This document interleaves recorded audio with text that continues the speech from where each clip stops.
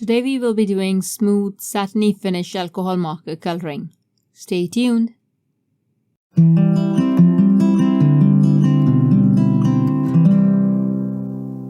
Hi there everyone, welcome to Creative Coloring with Erum. Today I thought I would pick up my alcohol markers as it has been a while. This card that I created, I kept it simple. I only just colored the image and let it be the focus of the project.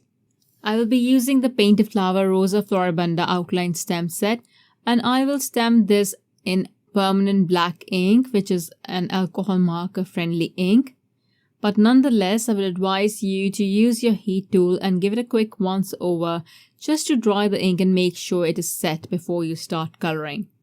I will be using the artist alcohol markers in Red Cosmos for the flowers, and I will be coloring all of the roses in the same color as I will be giving this to my cousin on her wedding, so I thought I'd color them all red. If you don't know, I am from Pakistan and Pakistani weddings and the color red go hand in hand together. As you can see, I just used my heat tool to dry the ink because I forgot about it. That's why I reminded you earlier. The thing is, I usually avoid stamping in black altogether.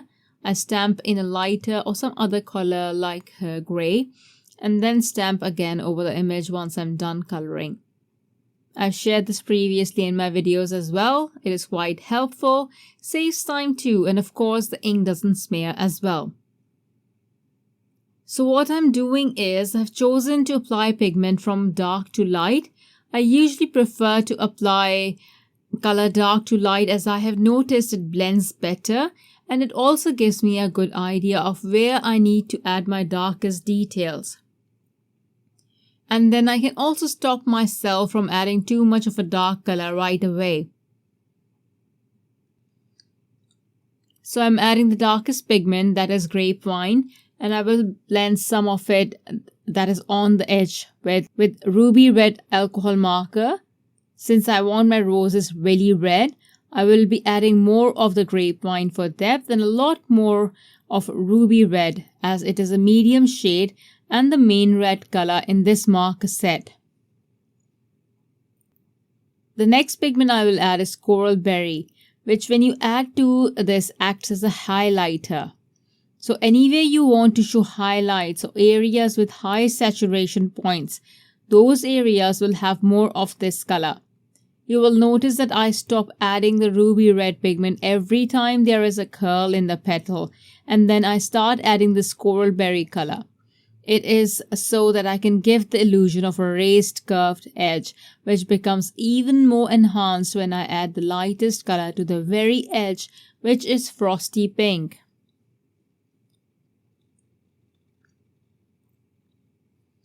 If there are areas you particularly want to add highlights to, you can go over those areas repeatedly with the frosty pink marker to get highlights or streaks. Use the pointed nib for more control. The thing is that there is more alcohol content in the lightest marker, so it lightens the pigment that's already on the image if you repeatedly go over it. You can also do this with the colorless blender, but the frosty pink will give you more subtle results as I have achieved on the edge of the petals. And note that when I am adding the frosty pink pigment, the lightest one, I will go over the coral berry pigment, the high saturation pigment. I'm doing this to enhance that curling effect. And you will notice the curl becoming more evident. I usually color by adding flicks and like to keep them prominent to show veins and ridges, but today it's easy coloring to show you gorgeous blending, easy blending and a smooth look of the artist alcohol marker coloring. Try this and do share with us. I'm leaving the tags on the screen, so don't forget to tag when you do share. You don't necessarily have to use the same image to try this type of coloring. Use smaller images. For the underside or the backside of the petals, I usually color them light. People normally color them dark as one would think that these would appear darker due to less light on them. But in reality, when you see roses, A rose usually has a lighter underside or outer side. So there I will use mostly coral berry and a frosty pink. If I want to show the shadow, I will add darker colors. If you find alcohol marker coloring hard, take it one petal at a time, apply the darkest pigment and then blend it out with the mid-tone. It's your decision to use the mid-tone or the color after it as your main color. Once you decide, use more of that. And the lightest one is to add highlight or blend the colors together. For example, right now I wanted more red colored flowers, so I used the second darkest color. And if I wanted more pinky colored flowers, I would have used the third darkest color, the one that has more high saturation. If you want to go back in and add more darker details, you can definitely do that. If the details are very visible, you can smooth them out with the lighter markers. The tip-to-tip method is also very effective in getting subtle addition of detail and color. I use that a lot and I will be using that in here as well. For the tip-to-tip method, all you need to do is use the lighter marker tip and pick up the pigment from the darker marker.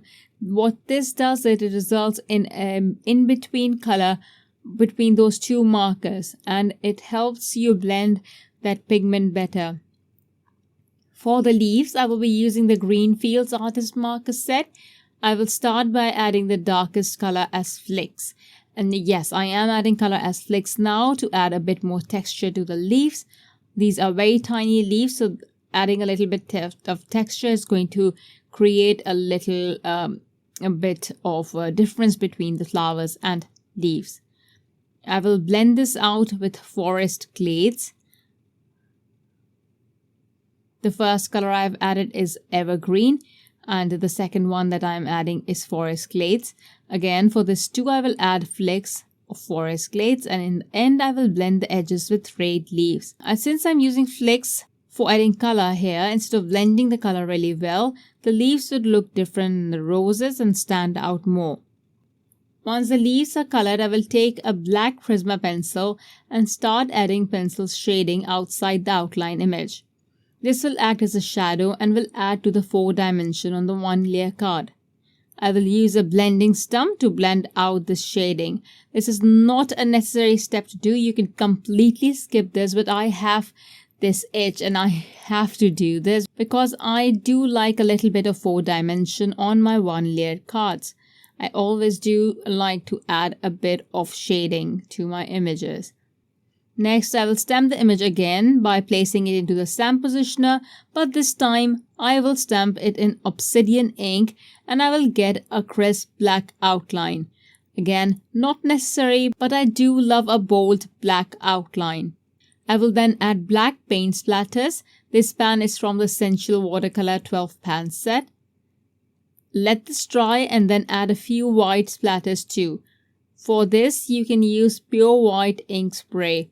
I used white chalk paint. This will look really cool against the red roses. To finish, I stamped the sentiment and my card is done. I enjoyed the relaxing coloring process. It has been a while since I have used the artist markers and this was really fun. To add more detail to the image, you can also use your color pencils. I hope you enjoyed the video. Thank you for watching. Bye.